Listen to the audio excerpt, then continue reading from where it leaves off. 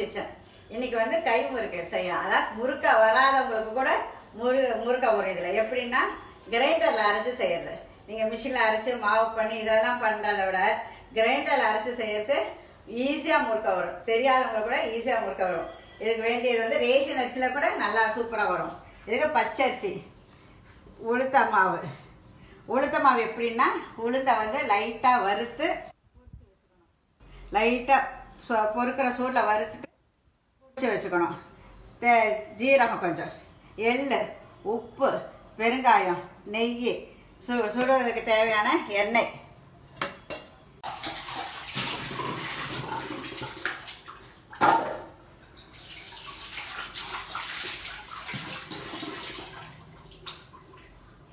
பச்சரிசியை அரைச்சி கிரைண்டரில் அரைச்சி ஊற வச்சு அரைச்சிருக்கேன். அப்போ வந்து தண்ணியாக தான் இருக்கும்.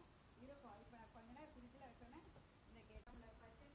இந்த உளுத்த மாவு வந்து நான் இப்போ எவ்வளோ போடணுங்கிறத காமிக்கிறேன். இப்போ வந்து நான் இது 3 நாளாக்கு போட்டு அரைச்சி வச்சுருக்கேன். இப்போ நான் இதில் பாதி எடுத்து பிசைஞ்சு உங்களுக்கு காமிக்கிறேன். இதுக்கு எவ்வளோ உளுத்தப்பருப்பு மாவு போடணும் காமிக்கிறேன். இப்போ 3 நாளாக்கு நான் போட்டிருக்கேன். அதில் பாதியை எடுத்து வச்சுருக்கேன். இந்த இதுக்கு வந்து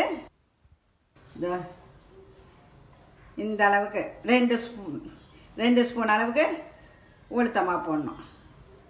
2 ஸ்பூன் அளவுக்கு 2.25 இதுக்கு வந்து கிரைண்டரில் அரைச்சதுங்கனால ஒரு துளி எக்ஸ்ட்ராவே நீங்கள் வந்து உளுத்தமா போட வேண்டி வரும். இல்லாட்டி மற்றதுக்கு இவ்வளோ போட்டால் போதும். இதுக்கு இவ்வளோ போடணும். கிரைண்டரில் ஆட்டினதுக்கு இவ்வளோ போடணும். இல்லாட்டி மாவாக இருந்தால் இவ்வளோ போடணும். கிரைண்டரில் ஆட்டினதுக்கு இவ்வளோ உளுத்தமா போடணும். இது தேவையான உப்பு. சில உப்பை வந்து தண்ணியில் ஊற வச்சு கூட அதை இது பண்ணுவாங்க. நான் வந்து டைரெக்டாக உப்பு போடுறேன். பெருங்காயம்,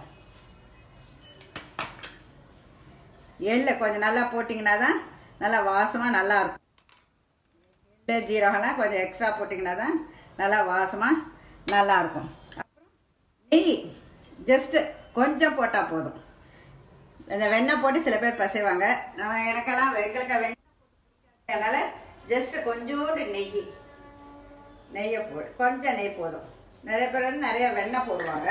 வெண்ணெய் இருந்தாலும் கொஞ்சம் போட்டால் போதும். அதை இருக்க வேண்டிய அதை போட்டு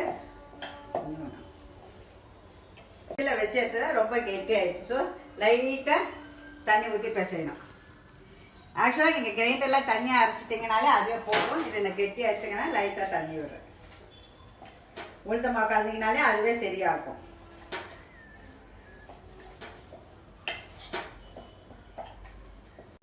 இப்போ கிரைண்டரில் ஆடுறச்சே ரொம்ப தண்ணி ஆயிடுச்சு அப்படின்னா பயந்துக்காதுங்க. துணியில் அதை போட்டு வச்சிங்கன்னா அது கொஞ்ச நேரம் ஃப்ரிட்ஜில் வச்சுட்டு துணியில் போட்டிங்கன்னா அந்த ஈரத்தெல்லாம் அப்சர்வ் பண்ணிடுதோ. இப்போ இது பாருங்கள், பேசிக்கிட்டு பாருங்கள்.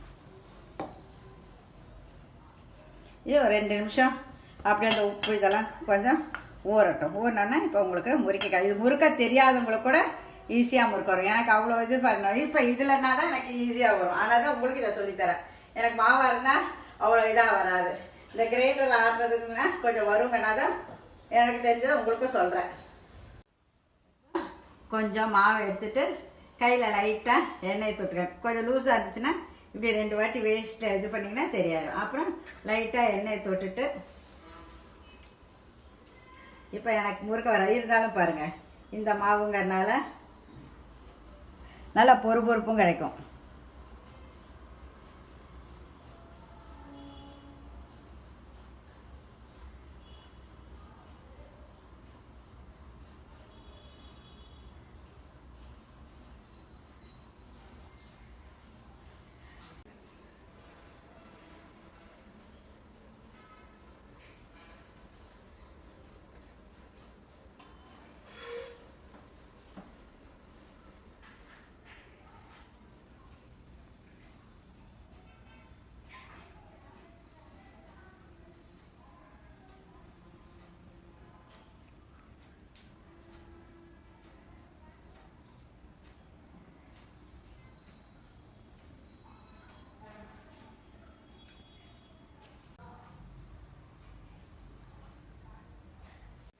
கை முறுக்க கொஞ்ச நேரம் ஆறணும்.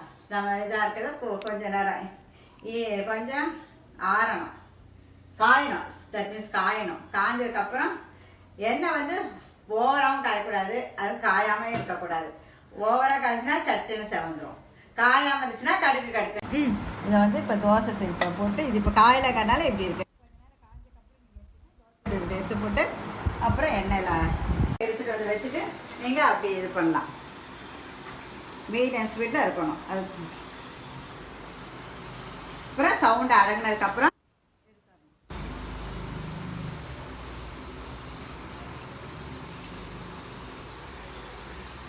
முறுக்கி கொஞ்சம் நேரம் காஞ்சாதான் உங்களுக்கு வந்து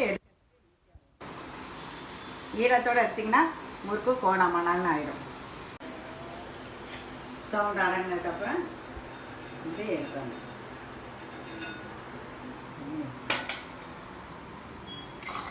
இதை வந்து இது இதாக விளங்கனால கோணாமணான்னு ஆகுது.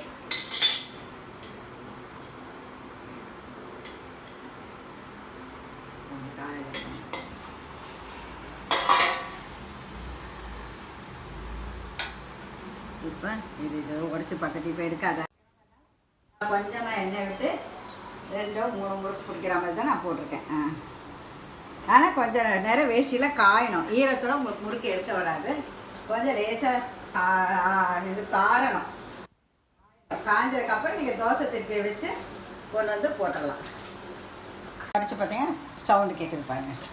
அதனால் சவுண்டு அடங்கினப்போ எடுத்து நல்லா பொறுப்புறன்னு வந்துச்சு பாருங்கள்.